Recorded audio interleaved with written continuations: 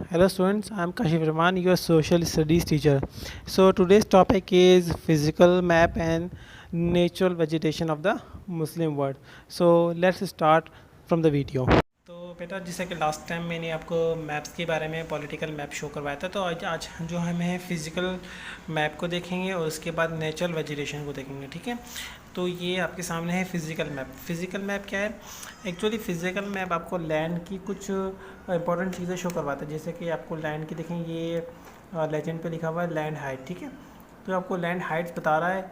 अगर आप इसको गौर से देखें तो लैंड हाइट्स आपको मीटर्स के अंदर बता रहा है। ठीक है, बिलो सी लेवल ये कलर है। उसके बाद सी लेवल के बाद से शुरू होता है, ये लैंड की हाइट है। और ये वाइट 5000 से अबव जितने भी हैं वो वाइट कलर में शो करवाए गए या डिफरेंट कलर हैं।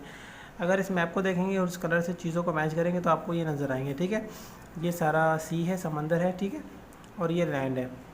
अब इस लैंड के अंदर ये देखें, ये सब कॉन्टिनेंट का पार्ट है ये वाला। ठीक है, ये सब कॉन्टिनेंट का पार्ट है। ये पाकिस्तान है, ये इंडिया है, इस तरफ चाइना है। ठीक है, और ये अगर आप गौर से देखें तो ये वाइट वाइट जो कलर आपको शो हो रहा है ना, तो ये जो है आपका हाईएस्ट लैंड्स है, purple colour and white colour. इस लेजेंड्स के अंदर देखेंगे ये कलर तो ये दोनों।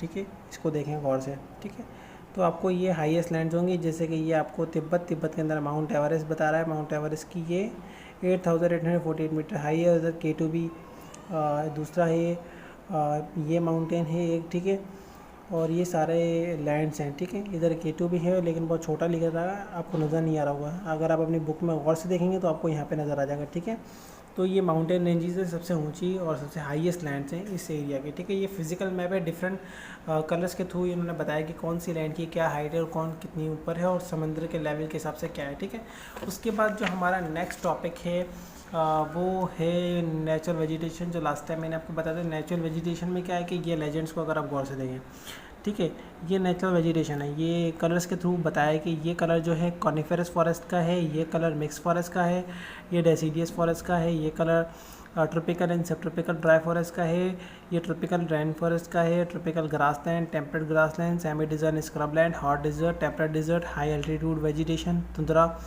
मार्श एंड स्वैम्प और आइस कैप्स। ये डिफरेंट कलर्स हैं। डिफरेंट कलर्स के थ्रू लैंड को बताया गया है। अच्छा, इसके बाद हमारा चैप्टर आएगा नेक्स्ट। ठीक है, सेकंड या थर्ड, उसमें हम नेचर जितनी वेजिटेशन ये बताया गई इन सब के बारे में डिटेल से पढ़ेंगे। ठीक है, तो अभी हम चलते हैं इसकी तरफ। इस मैप को देखें, natural vegetation of the Muslim world. अब ये कलर अगर आप इसको मैच करें तो ये देखें, हॉट डिज़र्ट, ये रहा डिज़र्ट एरिया, पाकिस्तान में भी आता है ये डिज़र्ट। ठीक है, उसके बाद कॉनीफेरस फॉरेस्ट को अगर देखेंगे तो कॉनीफेरस फॉरेस्ट ये आपका हो गया कॉनीफेरस फॉरेस्ट का एरिया। ठीक है, ऊपर वाला टोटल। अच्छा, उससे नीचे वाला जो है ये मिक्स फॉरेस्ट है। कुछ एरियाज़ पाकिस्तान में भी लगता है, कुछ मिक्स फॉरेस्ट यहाँ पर भी है। ठीक है, उसके बाद आता है डेसीडियस फॉरेस्ट। डेसीडियस फॉरेस्ट ये रहे आपके इलाके। ठीक है, कुछ इन एरियाज़ में भी आते हैं, कुछ इन एरियाज़ में बराबर में आते हैं, कुछ यहाँ पर भी आते हैं। ठीक है, उसके बाद आता है tropical and subtropical dry forest. वो भी कुछ कुछ एरियाज़ में ड्राई फॉरेस्ट, ये देखें, ये जो यानी कि जो रेगिस्तान के करीब के इलाके हैं यहाँ पर ड्राई फॉरेस्ट भी लगते हैं। फिर आता है tropical rain forest. Tropical rain forest आपको ये रहे। ठीक है, ये ट्रॉपिकल रेन फॉरेस्ट है। ठीक है, उसके बाद ट्रॉपिकल ग्रास लैंड्स, वो भी इन्हीं कलर्स में से। तो अगर आप इनको गौर से देखेंगे, जब आप अपनी बुक आपने खोली हुई होगी तो बुक में देखेंगे तो आपको सारे कलर्स मैच करेंगे। ठीक है, तो उस बुक में एक सवाल ऐसा आएगा, क्वेश्चन आएगा, जो कि मैं आपको बताऊँगा नेक्स्ट में बताऊंगा कि उसमें क्या है कि ये सारी चीज़ों के बारे में आपने डिटेल देखनी है। अच्छा, वो कैसे आप इन दो मैप्स के थ्रू जो है काम करके उस सवाल को सॉल्व कर सकते हैं। मीन्स यहाँ पर आप जो है पॉलिटिकल उसका जो लोकेशन देख लें कि वो कौन सी जगह है और उसमें कौन सी वेजिटेशन लगती है। तो वो आपने एक लिस्ट बनानी है, एक टेबल बनाना है। ठीक है, एक टेबल बनाना है जिसमें आपने कॉलम रखने थे। यहाँ पर आ जाएंगे, एक कॉलम में आ जाएगा, इधर आ जाएगा कंट्रीज़, और उसके साथ जो दूसरा कॉलम होगा उसमें कहते हैं नेचुरल वेजिटेशन। ठीक है, तो ये चीज़ें आपने नोट करनी है, यानी कंट्री का नेम, उसके अंदर कौन कौन सी वेजिटेशन लानी है वो, फिर उसके बाद एक लाइन नीचे, फिर दूसरी कंट्री, फिर उसकी वेजिटेशन। ठीक है, तो वो क्वेश्चन आपने खुद से सॉल्व करना है। उसके बाद आते हैं हम अपने इस टॉपिक की तरफ, इस पैराग्राफ की तरफ। पैराग्राफ में वो कह रहा है इन दिस डेजर्ट्स एरियाज़। ठीक है, ये डेजर्ट जो एरियाज़ है, अपार्ट फ्रॉम अ फ्यू ऑसेस, कुछ दरिया के जो किनारे होते हैं उसको ऑसेस कहते हैं। ठीक है, लिटिल और नथिंग ग्रोस, कुछ भी ग्रो नहीं होता, except very tough plants which can survive in such harsh conditions. यानी कि डेजर्ट एरियाज़ में क्या होता है कि कुछ ऑसेस को छोड़ के बाकी वहाँ पर दूसरे, यानी कि कुछ किनारे, समंदर के किनारों को छोड़ के बाकी इलाके में क्या होता है, कुछ भी ग्रो नहीं होता। कुछ सिर्फ टफ़ प्लांट्स की वजह से, वो टफ़ प्लांट्स जिसकी रूट्स जो होती हैं वो लॉन्ग होती हैं, जो कि ज़मीन के बिल्कुल तह तक जाके वहाँ से पानी को सक करती है और अपने अंदर उसको वो कर लेती है, यानी कि स्टोर कर लेती है, ठीक है। और हार्श कंडीशन कहते हैं बहुत सख्त हालत जो होती है ना करनी, यानी कि बहुत सख्त गर्मी जहाँ पे बारिश भी ना हो, तो उसको कहते हैं हार्श कंडीशन। तो वो टफ़ प्लांट्स होते हैं कुछ, जैसे कैक्टस टाइप के टफ़ प्लांट्स हो गए, जो कि इन्हीं हार्श कंडीशन में सर्वाइव करते हैं। अच्छा, these can provide food only for the hardiest sheep and goats. अच्छा, हार्डिएस्ट शीप्स कौन सी शीप्स होती हैं जो कि इस तरह रेगिस्तान के अंदर और पहाड़ी इलाकों के अंदर जो सर्वाइव कर सकते हैं, तो उन्हें हार्डिएस्ट शीप एंड गॉड्स, वो वाली हार्डिएस्ट शीप होती हैं, ठीक है। बाकी जो दूसरे नॉर्मल पहाड़ी इलाकों में या प्लेन एरिया में जो शीप्स होती हैं वो हार्डिएस्ट शीप नहीं होती, वो इस तरह के इलाकों में या रेगिस्तानी इलाकों में सर्वाइव नहीं कर पाती हैं, ठीक है।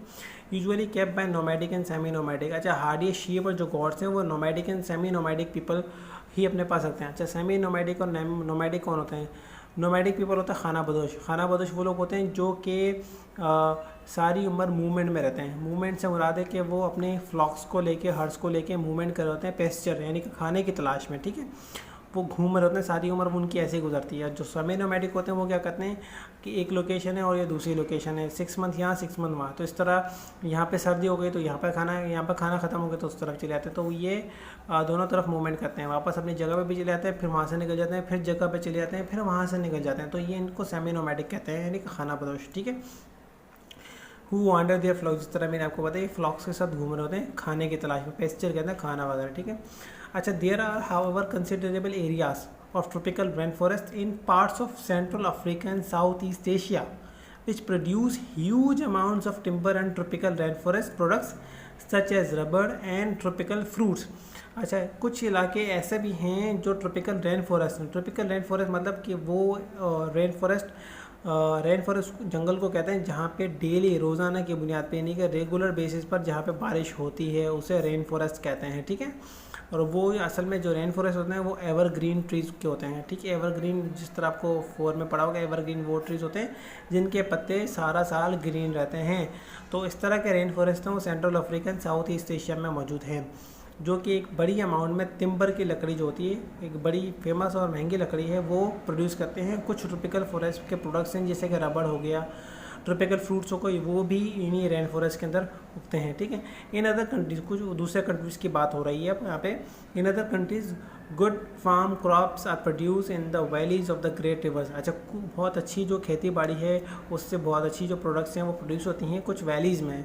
वैलीज यानी कि जहाँ पे रिवर, जहाँ से दरिया बह रहा होता है, उन वैलीज़ की बात हो रही है, जैसे कि द नील एक दरिया, टिग्रिस, यूफ्रेट्स और Indus and the other places by irrigation. और इन 4 दरिया हैं, इनके ज़रिए जो, अच्छा गंगेज भी एक, जिस तरह मैंने आपको बताया था गंगेज भी एक बहुत अहम रिवर होता है इंडिया के अंदर है, ठीक है।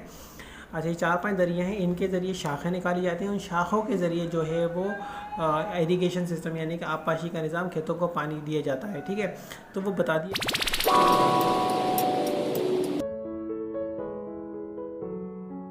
Good morning, sir. Good morning, children. Nikita, where are the rest of the students? Sir, they are busy to make project for National Science Fair. Oh. Okay. Students, our today's topic is natural resources, natural vegetation and wildlife. Well, first of all we will discuss about where natural vegetation and wildlife are found. Natural vegetation and wildlife are found in biosphere. I hope you know what is biosphere, right? As you learnt it in class 6. Yes, sir. Biosphere is a narrow zone of contact between the lithosphere, hydrosphere and atmosphere. Very good. Natural vegetation and wildlife exist only in this narrow zone. In the biosphere, living beings are interrelated and interdependent on each other for survival. Sorry, sir, I could not understand. Okay. You know, plant produces its food with the help of sunlight, water, CO2, right? Yes, sir. Herbivores depends on the plant, is indeed. Yes, sir. And the carnivorous eat herbivores as food. This is how living beings are interrelated and interdependent on each other for survival. Got the point? Yes, sir, got it. This life supporting system is known as the ecosystem. In other words, a complex relationship between all the living and non-living things, plants, animals, organisms, sun, water, climate, etc. interact with each other is known as an ecosystem. Sir, will you please explain it in details? Okay. Let's take the relationship between sheep and lion in the ecosystem. For its survival, the lion eats the sheep. And each relationship like this has an effect on other creatures and plants living in the same area. Hence, if the lion eats more sheep, it has an effect on the plant too. They begin to flourish. Since there aren't many sheep to eat the plants, each organism in the ecosystem plays an important role. So, you have learnt about where natural vegetation and wildlife exist, biosphere and ecosystem, right? Now, I think you should know about flora and fauna. Flora and fauna. Yes. Flora is all the plant life present in a particular region or time. And fauna. Fauna is all of the animal life present in a particular region or time. Sir, are humans considered fauna? This is a tricky one. Well, the phrase flora or fauna is commonly used terminology to refer to plants or animals. If you wanted to differentiate between animals and humans, you could call the two categories creatures and humans. And besides, technically speaking, humans are animals. Now, let's discuss about natural vegetation. Okay, sir. Natural vegetation refers to a plant community which grows naturally without human aid and has been left undisturbed by humans for a long time. Sir, what is wildlife? Well, wildlife traditionally refers to undomesticated animal species, but has come to include all organisms that grow or live wild in an area without being introduced by humans. Sir, I have a question. Yes, proceed. Sir, why natural vegetation and wildlife is considered as resource? Nikita, could you please tell me what is resource? Sure, sir. Anything that has some utility to satisfy our need is known as a resource. You are very true.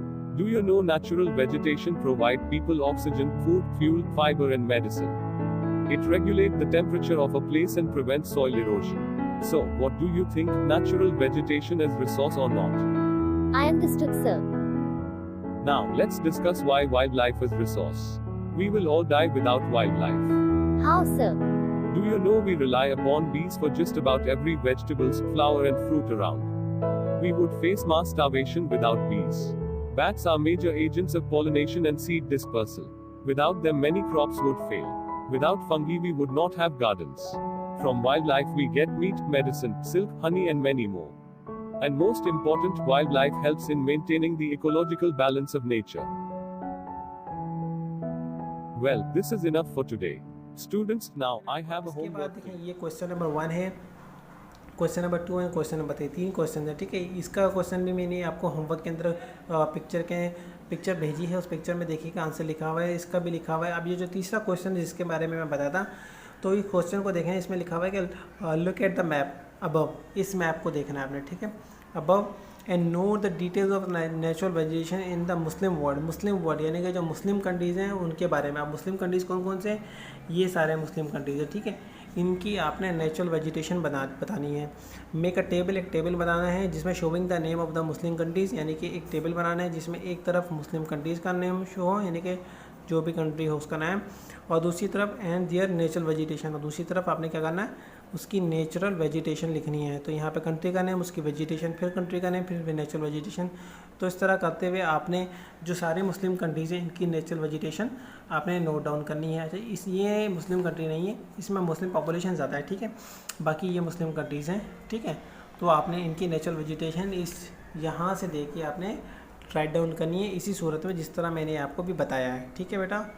अच्छा, उसके बाद natural vegetation की मैं एक video भी साथ ही चला रहा हूँ, उस वीडियो को भी आप गौर से देखें, ठीक। उसके अंदर नेचुरल वेजिटेशन आपको क्या होती है, कैसे होती है और ये क्यों अहम होती है, इसके बारे में आपको उस वीडियो के अंदर सारा समझाया जाएगा, ठीक है।